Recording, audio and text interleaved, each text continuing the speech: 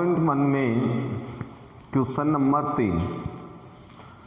3 बिंदु दे रखे हैं, तीनों को संरेख करना है। संरेख का मतलब एक सीधी रेखा में स्थित बिंदुओं को संरेख कहते हैं, अर्थात तीनों बिंदुओं से एक सीधी रेखा बने या तीनों बिंदु एक रेखा पर हो। संरेख करने के लिए सबसे पहले अपन मान लेते हैं, माना A बराबर 1 5 बिंदु, B बिंदु के निर्देशांक 2 3 तथा C -2 -11। अब इसके बाद में इन 3 बिंदुओं से 3 रेखाखंड बनेंगे और इन तीनों रेखाखंडों में अपन उनकी लंबाई ज्ञात करते हैं। AB की लंबाई यानी दूरी वाले सूत्र का प्रयोग करके root x2 square means x2 means 2 -1 का होल स्क्वायर प्लस y2 3 -5 का होल स्क्वायर। सूत्र में डायरेक्ट मान रख देंगे, बार बार अपन सूत्र नहीं लिखते हैं। बराबर रूट यहाँ 1 बच गया, यहाँ पर -2 बचा, इसका वर्ग करेंगे तो अपने पास आएगा 1 + 4 यानी √5। AB का मान √5। फिर BC याद करते हैं, BC की लंबाई वही दूरी वाला सूत्र x2 - x1, तो अब की बार x2 y2 ये होंगे, x1 y1 ये होंगे, तो x2 मीन्स -2 का वर्ग प्लस -11 -3 का होल स्क्वायर मीन्स रूट ये -4 का वर्ग प्लस ये -14 का वर्ग, तो कुल मिलाकर के अपने पास आएगा 16 + 196। दोनों को जोड़ने पर 6 6 12 का 2, 10 1 11, 212।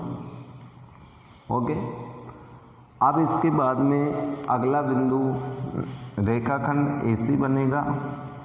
A से C की दूरी, A से C की निकालेंगे तो C वाले बिंदु x2 y2 और A बिंदु के निर्देशांक x1 y1, तो -2 -1 का वर्ग प्लस -11 -5 का वर्ग, कुल मिलाकर के अपने पास ये आ गया -3 का होल स्क्वायर -16 का होल स्क्वायर, या फिर इसकी दूरी हो गई अपने पास AC की -3 का वर्ग प्लस 9 -16 का वर्ग करेंगे अपन, तो 16 का वर्ग होगा 256 या रूट दोनों को जोड़ें 264। इस तरह से अपने पास 3 रेखाखंडों की लंबाई आ गई। अपने पास संरेख के लिए 3 सूत्र हैं अपने पास। अब 3 रेखाखंडों में सबसे बड़ा रेखाखंड शेष 2 छोटे रेखाखंडों के योग के बराबर हो तो वो बिंदु संरेख होते हैं। तो यहाँ पर 3 रेखाखंड आ गए। तीनों रेखाखंडों में सबसे अधिक लंबाई AC की है, तो इसका मान AB + BC के बराबर होना चाहिए। यदि ऐसा है तो संरेख, अन्यथा नहीं है। तो यहाँ पर हम सूत्र लगाते हैं AC बराबर AB रेखाखंड प्लस BC रेखाखंड। यदि ये मान सही होगा तो तीनों बिंदु संरेख, और यदि ये कथन गलत होगा तो तीनों बिंदु असंरेख।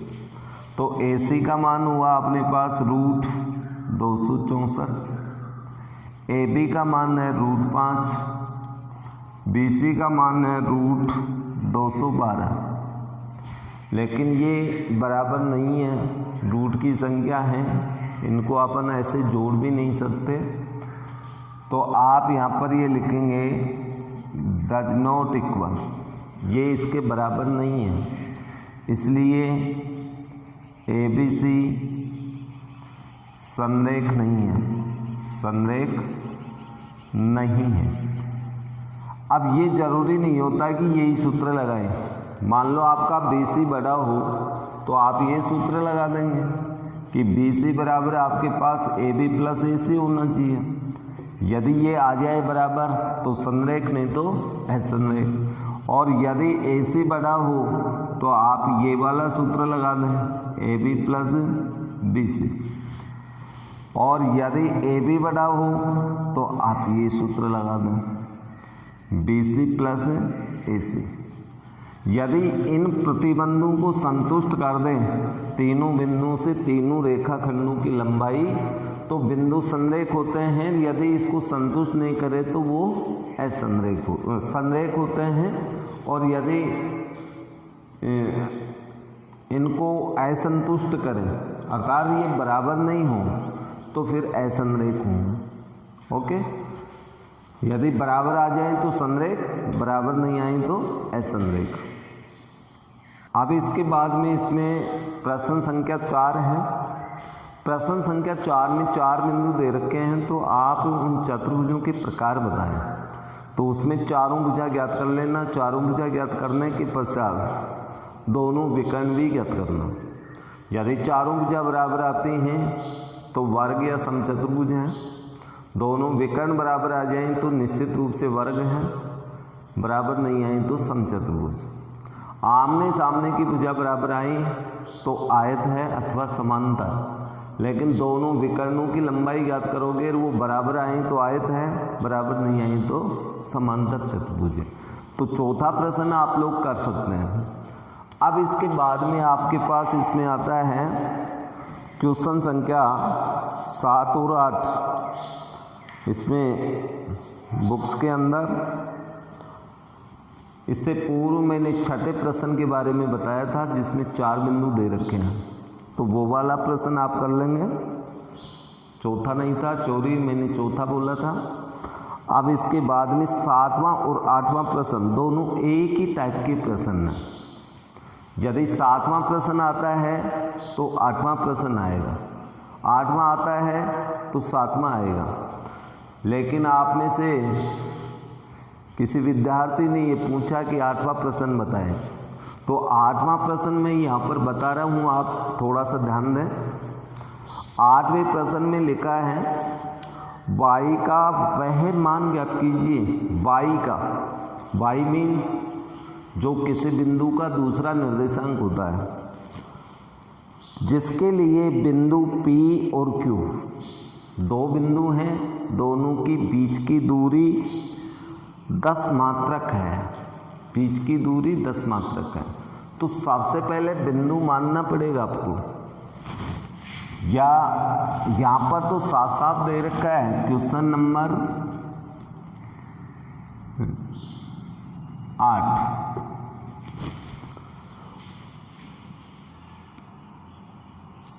सातवें में x अक्ष पर बिंदु माना था, 8वें में ये है y का वह मान ज्ञात कीजिए।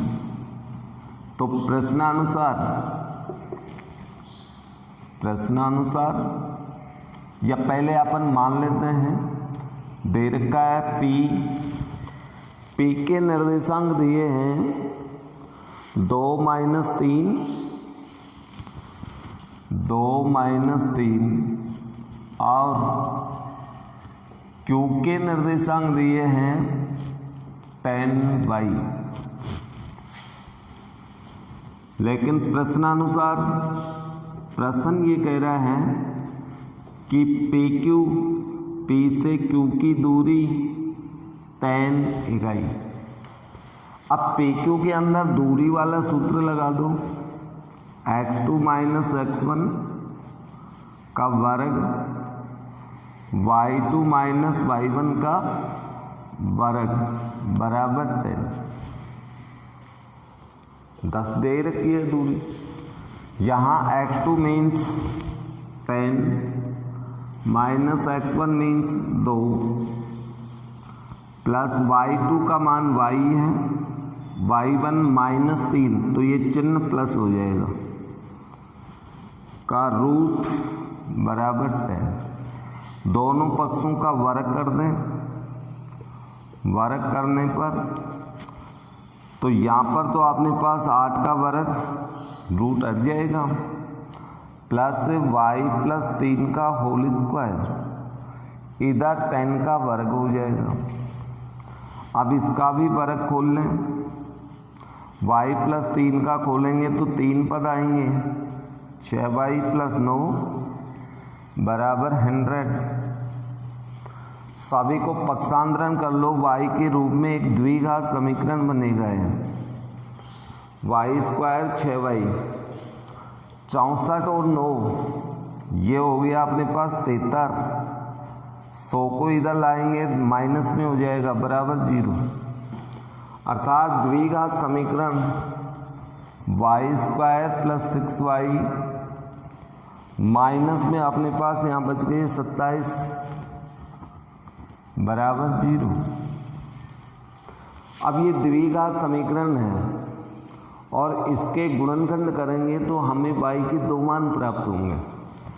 टुकड़े करके गुणनखंड करें तो 6 के स्थान पे 9 माइनस 3 लिख सकते हैं। 9 में से 3 घटाएंगे 6 बचेगा, 9 को 3 को गुणांक करेंगे तो 27 होगा, माइनस 27 बराबर 0। y स्क्वायर कोष्टक खोलने पर 9y माइनस 3y माइनस 27 बराबर 0। अब दो पदों के अंदर कॉमन लेना है तो दो पदों में कॉमन लें। पहले 2 में y कॉमन, y प्लस 9, आगे जो चिन्ह है चिन्ह वही लगाना है, लेकिन कॉमन की बात करें दोनों पदों में तो 3 का भाग जा रहा है तो यहाँ y और माइनस चिन्ह कोष्टक के बाहर कॉमन ले तो अगला चिन्ह बदल जाता है, तो ये प्लस 3 का भाग 9 में 27 में 9 बार। कोष्टक वाली संख्या सेम होनी चाहिए तो अपना एक गुणनखंड y प्लस 9, दूसरा गुणनखंड y माइनस 3 बराबर 0। या तो पहले गुणनखंड y प्लस 9 बराबर 0 या फिर दूसरे गुणनखंड y माइनस 3 बराबर 0। इसको जब हल करते हैं तो y बराबर माइनस 9 और इसको हल करेंगे तो y बराबर प्लस 3, तो y के 2 मान होंगे माइनस 9 और 3, क्योंकि हमें तो y का ही मान ज्ञात करना था। तो ये प्रश्न 2 बिंदुओं के बीच की दूरी दे रखी थी तो बीच की दूरी वाला सूत्र लगा करके बराबर दूरी लिखनी पड़ेगी, आपका समीकरण बनेगा। समीकरण से अब y का मान है। ओके, अब इसके बाद में क्वेश्चन नंबर 7 वो थोड़ा सा इससे अलग है। उसमें x अक्ष का बिंदु ज्ञात करना है। बिंदु का मतलब दोनों निर्देशांक x और y छोटे कोष्टक के अंदर कोमा लगा करके लिखेंगे तब निर्देशांक होंगे। तो 7वां भी एक बार बता देता हूं मैं आप लोगों को। तो 7वें प्रश्न के अंदर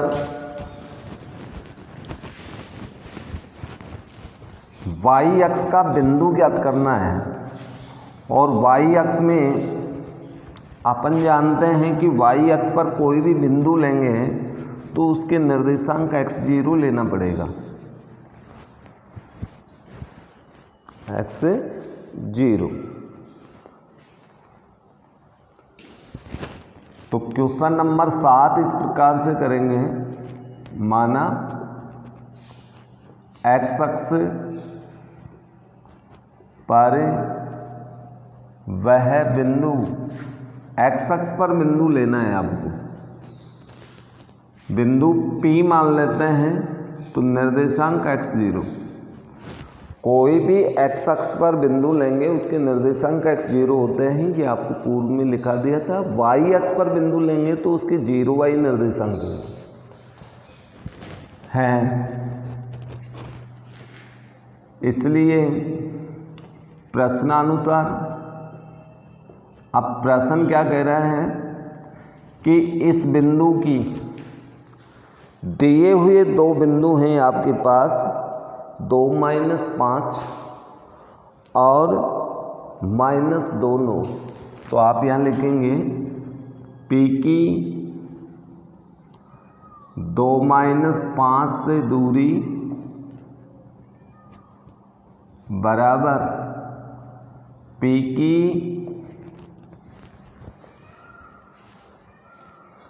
माइनस दोनों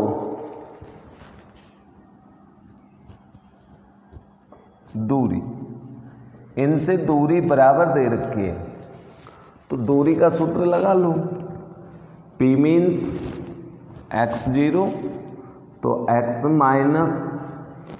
माइनस x2 वाला सूत्र लगा रहा हूँ, प्लस 0 माइनस माइनस प्लस 5 का वर्ग रूट इस बिंदु की इससे दूरी x माइनस माइनस ये प्लस 2 का वर्ग 0 माइनस 9 का वर्ग।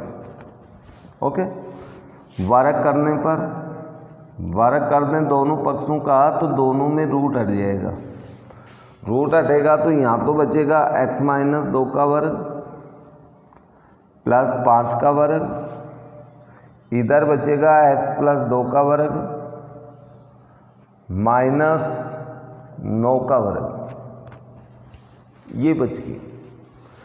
इसका वर्ग खोलने पर 3 पद x square minus 4x plus 4 plus 25। इसका वर्ग खोलते हैं तो इसमें भी 2 पद आते हैं लेकिन इसमें प्लस चिन्ह आएगा और 9 का वर्ग 81। दोनों पक्षों में सेम संख्या कट जाएंगी, समान पद, एक्स स्क्वायर कट गया, 4 से 4 भी कट गया, लेकिन माइनस 4x से 4x नहीं कटेगा क्योंकि ये प्लस का है ये माइनस का है। दोनों पक्षों में संख्या काटते हैं तो बिल्कुल समान चिन्ह वाली कटेंगी और एक ही पक्ष में काटते हैं तो विपरीत चिन्ह वाली कटती है। शेष को पक्षांतरण करें अपन 4x, उस 4x को इधर लाएंगे माइनस होगा, ये आपका 81 है, 25 को इधर ले जाएंगे तो ये माइनस होगा, ये हो गया माइनस में 8x। यहाँ पर अपन घटाएं तो 6, 7 में से ये गया तो 5, 56, यानी x बराबर अपने पास आ गया माइनस 56/8, क्योंकि इधर ऋण चिन्ह है तो माइनस 8 का भाग देंगे तो संख्या ऋणात्मक होगी, तो x बराबर अपने पास आया माइनस 7। इसलिए वह बिंदु अपन ने P माना था और उसके निर्देशांक x0 है तो x की जगह x का मान रखेंगे तो -7 तो उस बिंदु के निर्देशांक या वह बिंदु -7 निर्देशांक वाला होगा। तो इस प्रकार से यानी प्रश्न को समझ करके जैसा प्रश्न कहता है उसके अकॉर्डिंग अपन दूरी के सूत्र का प्रयोग करके दूरियां निकालें तो अपने पास अज्ञात बिंदु की निर्देशांक भी प्राप्त हो जाते हैं और यदि निर्देशांक दे रखे हों तो बिंदु प्राप्त हो जाता है या उसके बीच की दूरियां प्राप्त हो जाती हैं। प्रश्न संख्या 10 देखिए इसी का 7.1 का 10वें में x और y में संबंध पूछा है। अब संबंध पूछा है तो इसका मतलब एक्स वाई के रूप में एक समीकरण बनेगी और वह समीकरण ही एक्स वाई के अंदर संबंध को बताता है। तो जैसा प्रश्न कह रहा है उसके अनुसार आप कार्य कीजिए। कार्य जैसे ही आप गणना करोगे आपके पास एक समीकरण बनेगा। प्रश्न दिया है कि बिंदु एक्स वाई, एक बिंदु है जिसके निर्देशांक एक्स वाई है, उस बिंदु की आगे 2 बिंदु दे रखे हैं 3, 6 और -3, 4 से समदूरस्थ हो। तो अपन इन बिंदुओं को सबसे पहले मान लेते हैं। क्वेश्चन नंबर 10 में माना बिंदु, पहले बिंदु को हमने P मान लिया जिसके निर्देशांक एक्स वाई। दूसरा बिंदु अपना ये है जिसको A माना अपन ने, उसके निर्देशांक 3, 6 और एक बिंदु को B मान लेते हैं जिसके निर्देशांक अपन को दे रखे हैं -3 4 -3 4। अब क्वेश्चन क्या कह रहे हैं, प्रश्नानुसार यानी इस बिंदु की इन दोनों से दूरियां बराबर हैं। समदूरस्थ का मतलब दूरी बराबर, तो इन दोनों बिंदुओं से दूरी बराबर है। और जब दोनों बिंदुओं से दूरी बराबर है तो अपन इसको ऐसे लिख सकते हैं ना, PA बराबर PB। अब दोनों की दूरी बराबर हुई कि नहीं, PA का मतलब P की A से दूरी, PB का मतलब B की P से दूरी। तो ये दोनों दूरियां बराबर हैं। दूरी का सूत्र लगा दो, रूट, हाँ जी, P का निर्देशांक x है, A का निर्देशांक 3 है, प्लस y माइनस 6 का होल स्क्वायर। इधर रूट में क्या आएगा, P से B की दूरी, तो x -3 है तो ये +3 हो गया, प्लस y माइनस 4 का वर्ग। मैं यहाँ पर सूत्र काम में ले रहा हूँ, दूरी वाला कौन सा, रूट x1 माइनस x2 का whole square plus y1 minus y2 का होल स्क्वायर। x1 का मतलब जो पहला बिंदु है, पहला बिंदु x P है, दूसरा बिंदु A, ये x2 y2 निर्देशांक वाला। इसमें P पहला होगा, B दूसरा होगा। ओके, वर्ग कर दीजिए। वर्ग करने पर वर्ग करेंगे तो रूट हट जाएगा दोनों पक्षों का, सिर्फ अपने पास ये पद बचेंगे, x + 3 का वर्ग, y माइनस 4 का वर्ग। वर्ग तो खोलने ही पड़ेंगे, 3 पद आएंगे सब में। इसमें 3 पद आएंगे, x² - 6x + 9। वर्ग सभी को खोलना आता है भाई। कक्षा 10 में जो विद्यार्थी पूछ गया तो वर्ग तो खोलना आना चाहिए। प्लस इसका वर्ग खोलेंगे वही 3 पद, -12y + 36 बराबर, इसको खोलने पर x² + 6x + 9। इसका भी वर्ग खोलें, -8y + 16। दोनों पक्षों में समान पद कट जाएंगे। x² से x², 9 से 9 भी कट गया, y² से y² भी कट गया, शेष नहीं कटेंगे। पक्षांतरण कर लो, -6x -12y + 36। उन पदों को इधर लाएंगे तो सब के चिन्ह बदल जाएंगे। -6x ये 8y प्लस का हो जाएगा, क्योंकि उधर माइनस में है। पहले वो राइट हैंड की तरफ था, अब लेफ्ट की तरफ लिख रहे हैं। 16 को भी इधर लाएंगे तो चिन्ह बदलेगा, राइट हैंड में 0 बचेगा। सारे पदों को लेफ्ट में कर दिया तो x के मान तो अपने पास माइनस में 12x हो गया, -6x टोटल -12x, माइनस के 12 और प्लस के 8 तो -4y बचे, 36 प्लस का 16 माइनस का, तो ये कुल मिलाकर के अपने पास +20 बचेगा। लेकिन x y के पद ऋणात्मक आ रहे हैं तो इनको आप धनात्मक कर सकते हो, यानी सभी में आप -4 का भाग दे दो या -4 को कॉमन ले लो, तो ये 3x, ये भी चिन्ह बदलेगा +y, इसका भी चिन्ह बदलेगा -5 बराबर 0। अब ये -4 तो 0 से निरस्त हो गया, सिर्फ समीकरण बची 3x + y - 5 बराबर 0, या इसको आप ऐसे भी लिख सकते हो 3x + y बराबर 5। ये ही x y में संबंध है, ये भी सही है और ये वाला भी सही है। x y में संबंध इस प्रकार से आपको एक समीकरण बना करके निकालना था। ओके,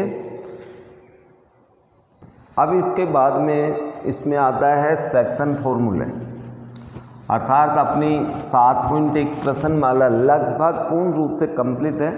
इसमें केवल बिंदु के निर्देशांक का ज्ञान और दूरी के सूत्र का प्रयोग करना है। दूरी के सूत्र से हम हर आकृति की विशेषता भी बता सकते हैं भुजाओं की लंबाई के आधार पर। और 3 बिंदु दे रखे हों तो उनका संरेख या असंरेख बताना, ये भी अपन कर सकते हैं।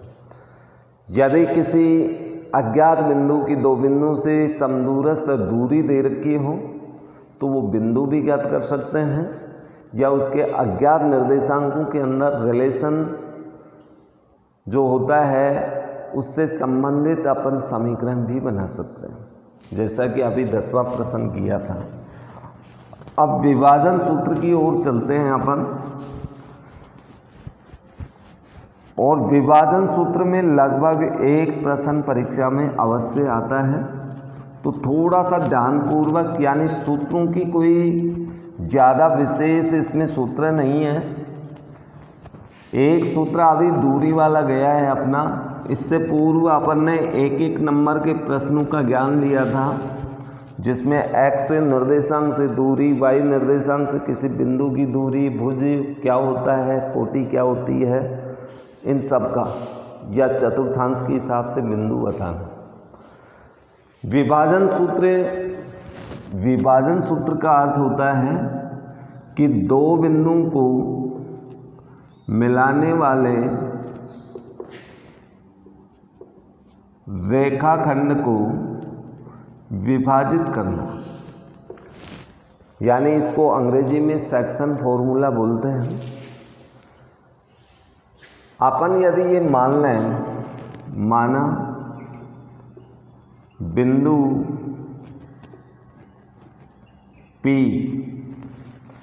P पहला बिंदु माना तो इसके निर्देशांक ये मान लिया, और Q इसके निर्देशांक x2 y2 को मिलाने वाले रेखाखंड को M1 अनुपात M2 में विभाजित करने वाले बिंदु के निर्देशांक।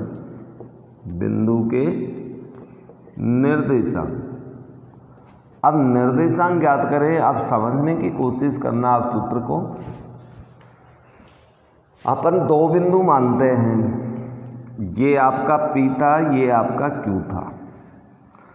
इन दोनों बिंदु को मिलाने वाला रेखाखंड PQ बनेगा।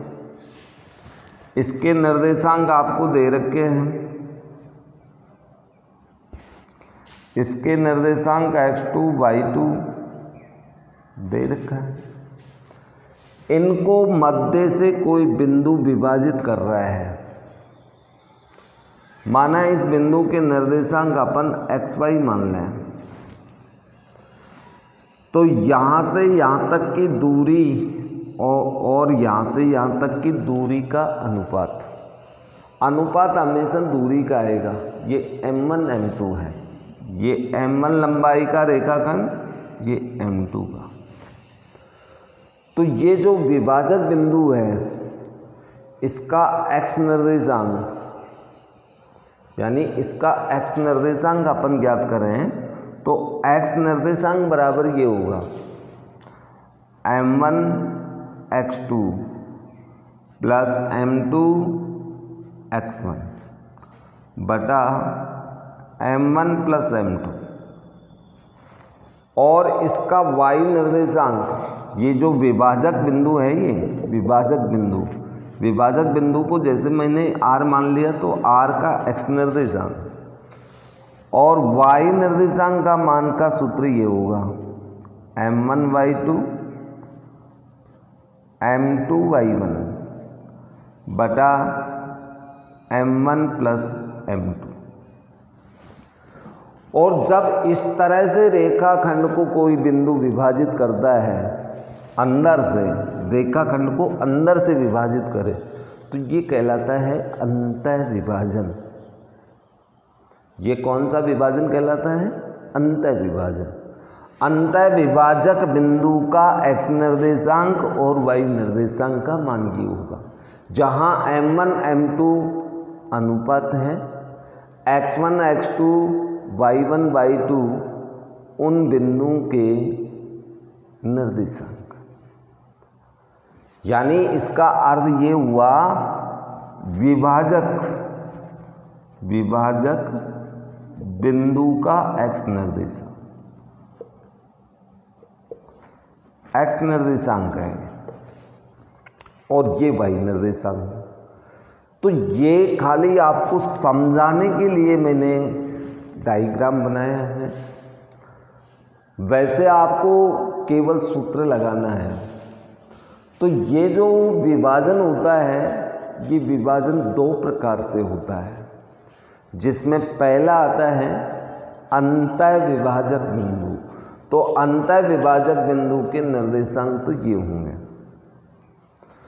तो मैं यहाँ पर डायरेक्ट इनको एक साथ इस तरह से भी लिख सकते हैं, अंतः विभाजक बिंदु के निर्देशांक। कौन सा विभाजन है? अंतः विभाजन में विभाजक बिंदु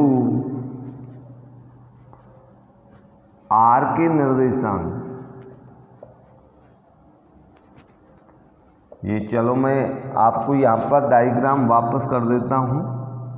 ये P, ये Q, ये विभाजक बिंदु R है, ये M1 M2। ठीक है जी।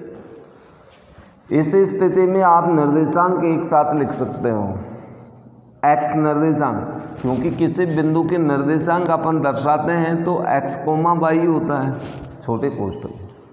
तो छोटा कोष्टक लगाकर मैं x का मान रखूँगा। x मीन्स r का x निर्देशांक। तो r का x निर्देशांक होगा m1 x2 m2 x1 बटा m1 plus m2। m1 m2 अनुपात है, फिर कोमा y निर्देशांक m1 y2 m2 y1 बटा m1 प्लस m2। ये विभाजक बिंदु के निर्देशांक हैं। और कौन से विभाजन में? अंतः विभाजन में। तो अंदर से किसी रेखाखंड को कोई बिंदु विभाजित करता है तो उस बिंदु के निर्देशांक इस सूत्र से निकलेंगे। और अंतः विभाजन हो तो आपको इसी सूत्र का प्रयोग करके या तो अनुपात निकालना पड़ेगा या रेखाखंड के दोनों बिंदुओं में से किसी एक बिंदु के निर्देशांक निकालने पड़ेंगे, अथवा विभाजक बिंदु के निर्देशांक। चार राशियां हैं, चारों में से कोई भी राशि ज्ञात करो, सूत्र इसी का प्रयोग होगा। ओके, यानी इस सूत्र का अर्थ ये हुआ कि ये x के बराबर है, ये y के बराबर है। ओके, अब इसके बाद में आता है बाह्य विभाजन। यह है बाह्य विभाजन में विभाजक बिंदु के निर्देशांक। देखिए बाहर से कैसे विभाजन होता है। ये मान लीजिए आपका P और Q को मिलाने वाला रेखाखंड PQ है और विभाजक बिंदु आपका R अब की बार इस रेखाखंड से बाहर है। तो इस रेखाखंड की P से दूरी वो तो M1 होगी और Q से ये जो दूरी है ये आपकी M2 है। यानी M1 अनुपात M2 में विभाजित करता है कौन? R। जबकि ये बाहर है तो R के निर्देशांक क्या होंगे? तो अंतः विभाजक का जो सूत्र था उसमें सिर्फ आपके चिन्ह बदल जाएंगे, प्लस की जगह माइनस हो जाएगा। तो आप यहाँ लिखेंगे R के निर्देशांक। तो R के दोनों निर्देशांक x और y का मान एक साथ ही लिख देता हूँ, m1 x2 minus m2 x1 बटा m1 minus m2 coma m1/2 m2/1 बटा m1 माइनस m2। तो अंतः विभाजन और बाह्य विभाजन में देखो डायग्राम रेखा चित्र बनाएंगे वो तो अलग बनेगा, लेकिन फॉर्मूला दोनों में लगभग सेम है, केवल मात्र चिन्ह का अंतर है। उसमें सारे चिन्ह प्लस थे, इसमें सारे चिन्ह माइनस। अब इसके बाद में नंबर 3 वाला सूत्र, अंतः विभाजन और बाह्य विभाजन आपके समझ में आ गया। तीसरा विभाजन आपका है मध्य में से विभाजन, अर्थात मध्य बिंदु के निर्देशांक। तो मध्य बिंदु के निर्देशांक, मध्य बिंदु के निर्देशांक, और मध्य बिंदु के निर्देशांक अपन ज्ञात करेंगे, यानी रेखाखंड के बीचों बीच, तो उस स्थिति में अनुपात 1:1 हो जाता है। या फिर मैं डायरेक्ट इसका सूत्र लिख देता हूँ। x निर्देशांक का मान तो ये होगा x1 + x2/2 और y1 + y2/2। जब मध्य में विभाजन करेगा तो कई बार ये प्रश्न बन जाता है 1 नंबर का कि मध्य विभाजन के अंदर, मध्य विभाजक के अंदर विभाजक बिंदु रेखाखंड को किस अनुपात में बांटता है। तो 1 नंबर का प्रश्न बन गया। तो आप इसका उत्तर लिखेंगे 1:1 में। ओके, तो ये 3 सूत्रों का प्रयोग करके और अब इस प्रश्नमाला को अपन हल करेंगे। अब देखिए, आपको एक चीज़ पहले और समझा देता हूँ। ये विभाजक बिंदु के निर्देशांक है, इसका अर्थ हुआ x का मान x बराबर भी लिख सकते हो इसको, इसका अर्थ है ये y बराबर है। तो ये 2 निर्देशांक हो गए। अब या तो आपको उत्तर पूछेगा xy का मतलब निर्देशांक विभाजक बिंदु के, तो आप ये सूत्र लगाएंगे, या आपसे पूछेगा x1 y1 का मान, तब भी यही सूत्र लगेगा। यदि x2 y2 का मान पूछे तब भी यही लगेगा, और यदि अनुपात पूछे तब भी सूत्र यही लगेगा। बाह्य विभाजन है तो ये लगेगा, और अंतः विभाजन है तो अंतः विभाजन वाला लगेगा। और मध्य विभाजन हो रहा है, बीचों बीच बिंदु है, तो ये सूत्र लगेगा। यानी 4 प्रकार से इनके ऊपर आधारित प्रश्न पूछता है। जैसे रेखाखंड ये है, P के निर्देशांक पूछ लिया, यही सूत्र लगेगा। Q के पूछेगा तब भी यही लगेगा। यदि विभाजक बिंदु R के पूछे तब भी यही लगेगा, और यदि अनुपात आपसे पूछे तब भी यही लगेगा। लेकिन अनुपात वाले प्रश्नों में पहले अपन अनुपात को मान लेते हैं और मानने के पश्चात उसका मान निकालते हैं। तो अब इसमें आधारित जो प्रश्न है वो अपन देखते हैं। यहाँ पर एग्जाम्पल नंबर 6 दिया है, एग्जाम्पल 6। उस बिंदु के निर्देशांक ज्ञात कीजिए जो इन 2 बिंदुओं को जोड़ने वाले रेखाखंड को आंतरिक रूप से 3:1 में विभाजित करता है। आंतरिक रूप, इसका मतलब अंतः विभाजन हो रहा है। 2 बिंदुओं को जोड़ने वाले रेखाखंड को, तो रेखाखंड के निर्देशांक भी आपको दे रखे हैं। पहले रेखाखंड के जो निर्देशांक हैं, 2 बिंदु ये हैं, माना A के निर्देशांक आपको दिए इसने 4 - 3 और B के निर्देशांक दिए 8 5। अनुपात भी आपको दे रखा है, कितना 3:1। तो ये m1 का मान है, ये m2 का मान है। m1 m2 तो समझ में आ गया। A और B को मिलाने वाले रेखाखंड को, तो A के जो निर्देशांक होंगे ये x1 y1, ये x2 और ये y2। यदि इतनी बात समझ में आ गई आपके कि भाई x1 कितना है, x2 कितना, y1 कितना, y2 कितना, अनुपात कितना, लेकिन अपन को प्रश्न क्या पूछा है कि उस बिंदु के निर्देशांक ज्ञात करो, अर्थात विभाजक बिंदु के निर्देशांक ज्ञात करना है। विभाजन कौन सा है? अंतः विभाजन। तो आप यहां लिखेंगे अंतः विभाजन में विभाजक बिंदु के निर्देशांक, और इसके लिए तो अपन आंतरिक अर्ध अंतः होता है। इसके लिए सूत्र ये लगेगा m1 x2 m2 x1 बटा m2 coma m1 y2 m2 y1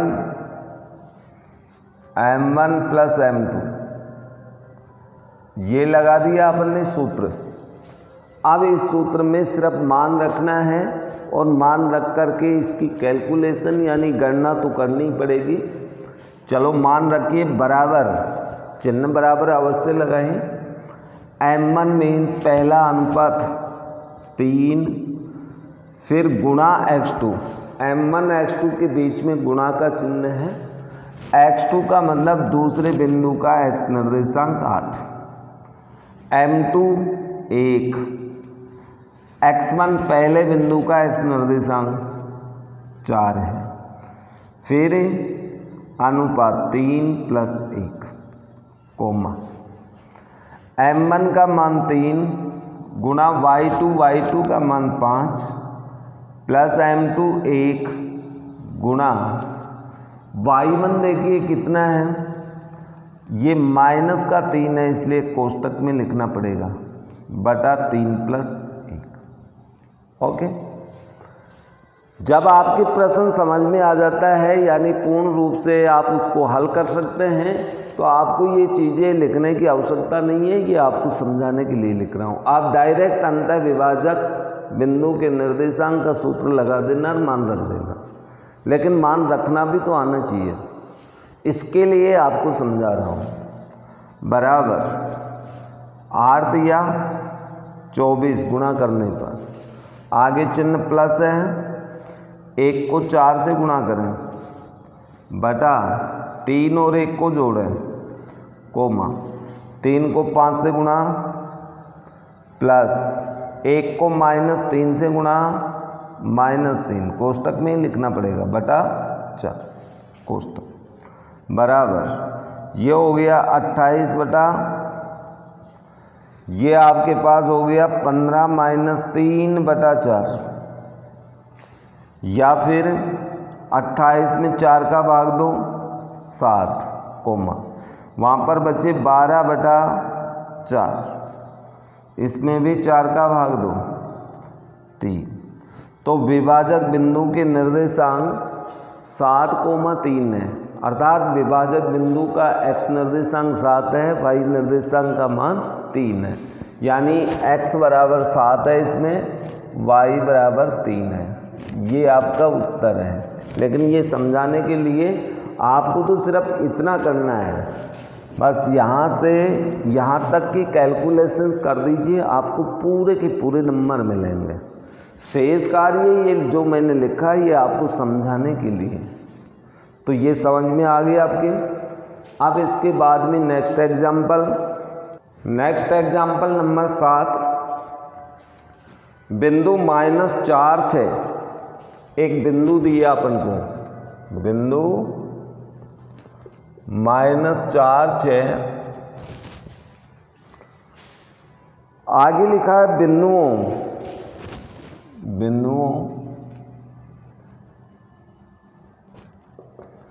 ए बिंदु के निर्देशांक -6 10 और बी के निर्देशांक दिए 3 - 8 को जोड़ने वाले रेखाखंड को किस अनुपात में विभाजित करेगा। अब प्रश्न को समझना, आप ये वाला बिंदु इन दोनों बिंदुओं को मिलाने वाले रेखाखंड को किस अनुपात में बांटेगा। अर्थात विभाजक बिंदु के निर्देशांक दे दिए x और y दोनों, ये विभाजक बिंदु है, ये दोनों रेखाखंड के अंत्य बिंदु हैं। हमें अनुपात m1 m2 का मान ज्ञात करना है, लेकिन m1 m2 को आप मान सकते हो तो इन प्रश्नों में आप इस तरह से हल कर सकते हो कि माना अनुपात बराबर k अनुपात 1। ठीक है जी, m1 का मान k मान लिया, m2 का मान 1 मान लिया, और k का जैसे ही मान आएगा अपने पास अपना उत्तर आ जाएगा। विभाजन कौन सा है इसमें, अंतः विभाजन सूत्र से। विभाजक बिंदु के निर्देशांक बताओ जी। विभाजक बिंदु के निर्देशांक सूत्र x का मान m1 x2 plus m2 x1 बटा m1 प्लस m2, और y वाला भी ऐसा ही था। और यहाँ पर विभाजक बिंदु में दोनों निर्देशांक मालूम है, तो या तो x निर्देशांक का सूत्र लगा लो या y निर्देशांक का, दोनों में से एक लगा लो, दोनों से उत्तर सेम ही आएगा। तो यहाँ पर मैं x का लगा देता हूँ, x बराबर m1 x2 plus m2 x1 बटा m1 m2, इसमें मान रख दो। x का मतलब विभाजक बिंदु का x निर्देशांक -4, m1 का अर्थ k, x2 मीन्स दूसरे रेखाखंड का दूसरा बिंदु का x निर्देशांक जो कि 3 है, प्लस m2 देखिए कितना है 1 है, इनटू x1 का मतलब रेखाखंड में x निर्देशांक, तो रेखाखंड के अंत्य बिंदु तो ये है, तो -6 आएगा बटा k+1,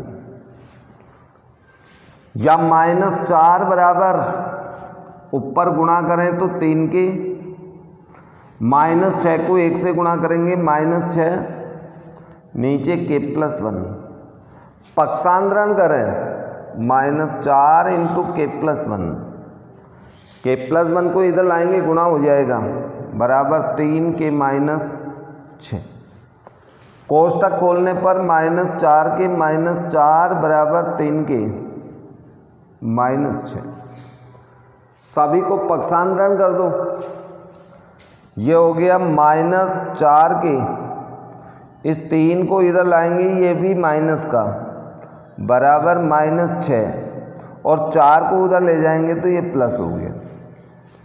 कुल मिलाकर के अपने पास k हो गए -7 के बराबर, इधर बचा -2,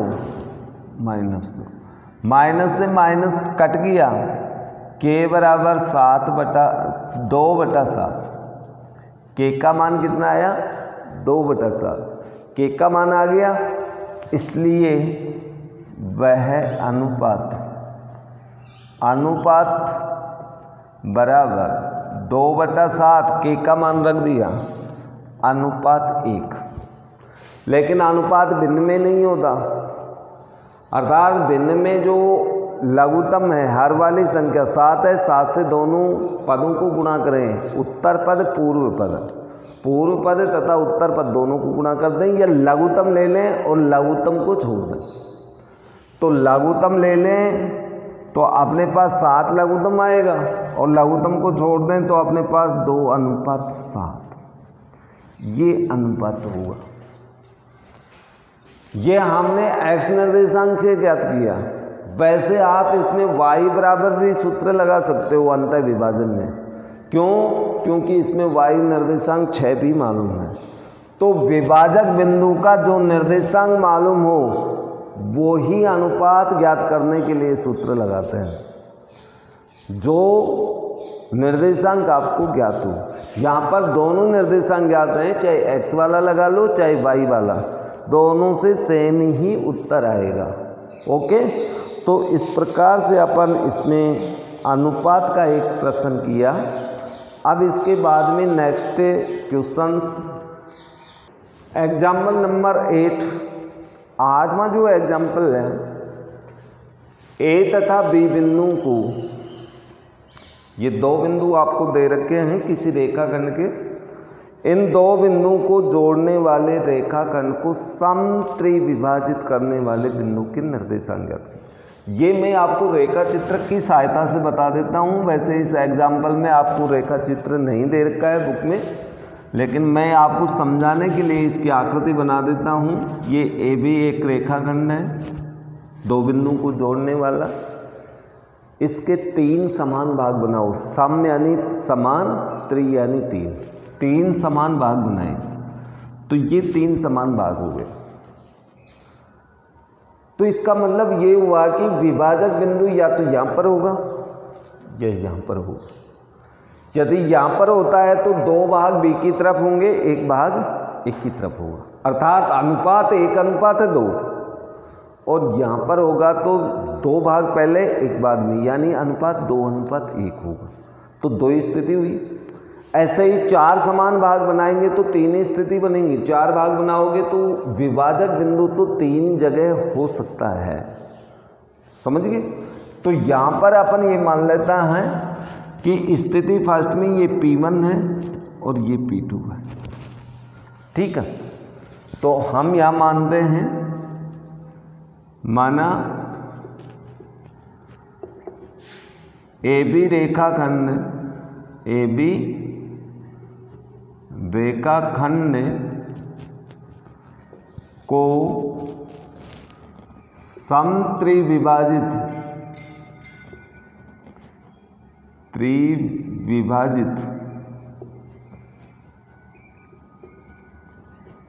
करने वाला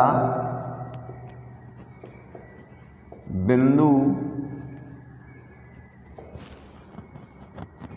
P1 या P2 स्थिति में होगा, स्थितियों में होगा। इसलिए स्थिति में अनुपात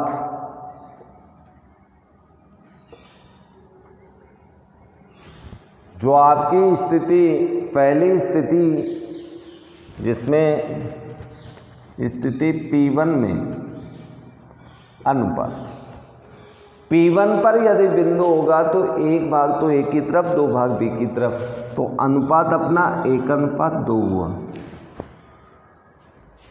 इसलिए अंतः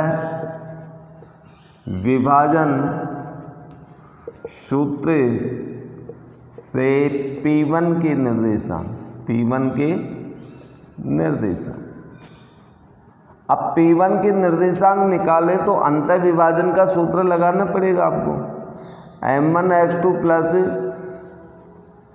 m2x1 बटा m1 plus m2 coma m1y2 plus m2y1 बटा m1 प्लस m2 बराबर, चलो मान रखो m1 का मान 1 हो गया, x2 मीन्स दूसरे बिंदु B का x निर्देशांक -7 है, प्लस m2 मीन्स 2 है, x1 पहले बिंदु का x निर्देशांक 2 है, बटा 1 प्लस 2, 1 गुणा y2 मीन्स 4 है, m2 1, y1 ए बिंदु का y निर्देशांक बटा 1 प्लस 2। ओके, मान रख दिया। यदि ये मान रखना आपके समझ में आ रहा है तो इन प्रश्नों में किसी प्रकार की कोई दिक्कत ही नहीं है। ये -7 प्लस की 4 बटा 3, आगे आपने पास आएगा 4 - 2 बटा 3, कुल मिलाकर के आपने पास उत्तर आया -3 बटा 3 कोमा 2 बटा 3 या फिर -1 2 बटा 3। एक उत्तर तो आपका ये होगा, यानी इसमें 2 उत्तर आएंगे अंतर विभाजन में। जो एक उत्तर हमें स्थिति P1 के द्वारा प्राप्त हो गया। अब इसके बाद में दूसरी स्थिति, अब दूसरी स्थिति में आपका बिंदु कहाँ होगा, P2 के स्थान पे होगा, और P2 के स्थान पे होगा तो उसके निर्देशांक कुछ अलग आएंगे, और अलग अपने पास क्या आते हैं ये देखना पड़ेगा। यहाँ पर अपने पास एक छोटी सी त्रुटि हो गई, देखिए पुनः देखना। अब M2 का मान है 2 और हमने 1 रख दिया, तो यहाँ 2 रखना पड़ेगा। 2 रखें, 2 रखोगे तो ये -4 होगा भाई। -4, 4 में से 4 घटाएंगे तो ये 0/3, और 0 में 3 का भाग देंगे तो 0 ही आएगा। तो पहली स्थिति में ये निर्देशांक आएंगे। तो इस तरह से आप मान रखने में कहीं गलती नहीं कर दें, कहीं कोई चिन्ह की गलती नहीं कर दें, नहीं तो फिर प्रश्न तो गलत होगा ही, अर्थात उसको पकड़ में भी आपके आना चाहिए। अब इसके बाद में स्थिति नंबर सेकंड, सूत्र तो यही लगाना है, लेकिन अपना ये प्रोसीजर यहाँ से बदल जाएगा। देखिए अब मैं क्या लिखता हूँ यहाँ पर, स्थिति सेकंड स्थिति आपको नीचे ही लिखना है P2, ये P2 हो गया। अब P2 पर बिंदु होगा तो देखिए एक की तरफ कितने भाग हैं, 2, और B की तरफ एक ही भाग है, तो 2:1 हुआ नहीं। अब की बार M1 का मान चेंज हो जाएगा, M2 का मान चेंज हो जाएगा। M1 का मान 2 होगा, M2 का मान 1 होगा। सूत्र आपको यही लगाना है, लेकिन इसमें लिख देंगे P2 के निर्देशांक। अब P2 के निर्देशांक याद करने हैं, चलो मान रखो अंतर विभाजन वाले सूत्र में M1 मीन्स अब 2 होगा, x2 का मान -7 है, प्लस M2 1 है, x1 2 है, M1 2 + 1, कोमा यहाँ पर M1 2, y2 4 है, प्लस M1 1, y1 -2 बटा 2 + 1, M1 का मान 2, M2 का मान 1, ये -14 + 2/3, आगे अपने पास आ गया 8 - 2/3, ओके। या फिर -14 + 2 तो -12 बचा बटा 3, वहाँ पर अपने पास +6/3, चलो ये भाग जा रहा है -4 2, ये दूसरी स्थिति में होंगे। तो विभाजक बिंदु, समत्रि विभाजन करने वाले बिंदु के निर्देशांक -10 अथवा -4 2 होगा। तो इस तरह से यानी आपको ये प्रश्न करने हैं। अनुपात वाले और विभाजक बिंदु के निर्देशांक ज्ञात करने वाले अपने एग्जाम्पल्स पूरे हो गए हैं। तो प्रश्नमाला में 1-2 एग्जाम्पल और बच गए हैं, वो नेक्स्ट वीडियो में बताया जाएगा। अब आप एक प्रश्नमाला 7.2 के अंदर कुछ प्रश्न निकालने की कोशिश करना, और तब तक के लिए इजाज़त दीजिए। धन्यवाद।